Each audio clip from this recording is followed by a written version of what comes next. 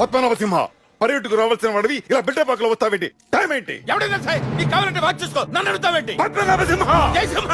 ఏయ్! ఏయ్! ఏయ్! ఏయ్! ఏయ్! ఏయ్! ఈ లాంగ్వేజ్ ఏంటి? ఈ బాడీ లాంగ్వేజ్ ఏంటి? మారాయి, అన్ని మారాయి. ఆకలిస్తే కిచెన్ వైపు, దాహం వేస్తే బాల వైపు చూసే రోజులు పోయాయి. ఇదే ఇంట్లో ఏళ్ల తరబడి ఫుడ్ గెచ్చా, మందు గెచ్చా, కత్తి నిండా కుడుకులేక నిద్ర గెచ్చా. ఇప్పుడు కళ్ళు మండే, ఎవడైనా అడ్డొస్తే మాడి మసి అయిపోతారు. ఏయ్! నా చెల్లెల్ని కొట్టావా? నిన్ను కూడా కొడతాను. ఏంట్రా నువ్వు నన్ను కొట్టేది?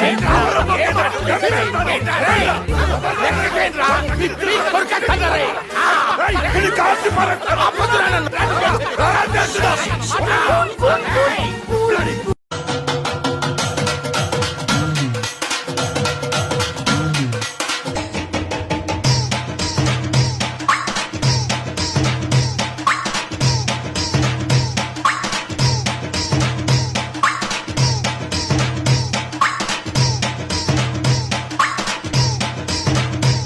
భూమి ఎలా ఉంటది అడగండి, ఫోన్ చేయండి ఎవరికైనా గోరికి. భూమి ఎలా ఉంటది?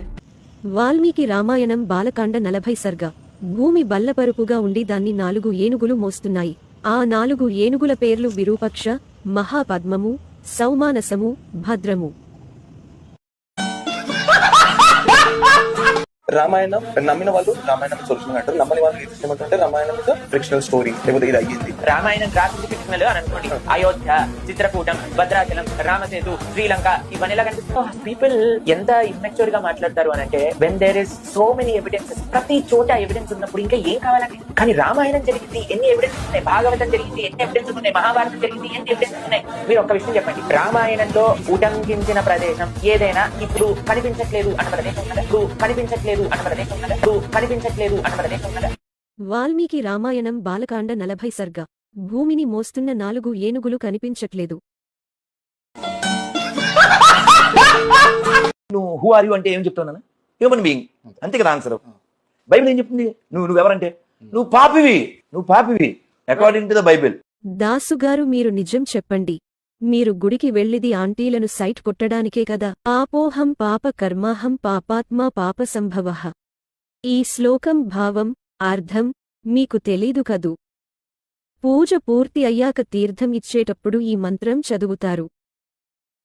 రోజు గుడికి వెళ్ళి మీకు ఈ మంత్రం తెలీదు అంటే, మీరు గుడికి వెళ్ళేది ఆంటీలను సైట్ కొట్టడానికే కదా? వేదాలు ఎవరైనా నేర్చుకోవచ్చు. ఏ కులం వారైనా, ఎవరైనా నేర్చుకోవచ్చు. ఏ కులం వారైనా, వర్ణ సిస్టమ్ అనేది ఉందని చెప్తున్నా కదా హిందూ ధర్మంలో. పిచ్చి కొట్టిందా నీకేమన్నా? ఎప్పటి నుంచి చూస్తున్నా ఇదే టాపిక్. వర్ణ సిస్టమ్ ఉందని చెప్తున్నాను కదా.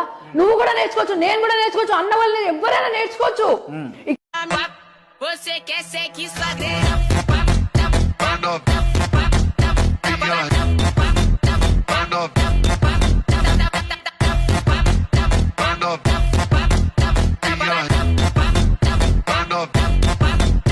శూద్రుడు ఏం చేస్తే నరకానికి వెళ్తాడు? వేద విచారణ చేస్తే నరకానికి వెళ్తాడు. నువ్వు కొట్టావా? ఏ డౌటా? కపిల గోవుపాలు తాగితే నరకానికి వెళ్తాడు. ఇప్పుడు ఎక్కడ కొట్టాలరా నిన్ను? కొట్టకుండా పనే మార్గం లేదా?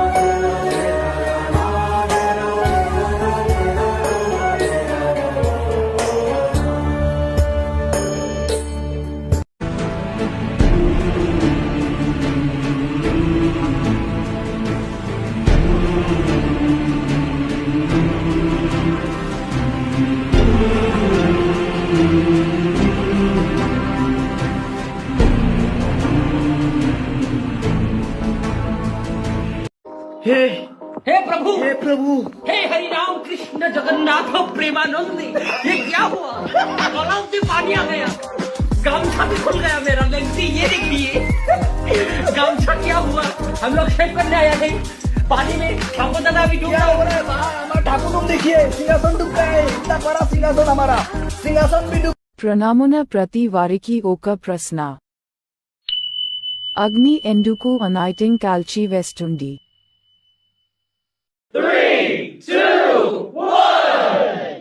ఎందుకంటే బాపనోడు అగ్నిని శపించాడు గనుక. నవ్వకండి.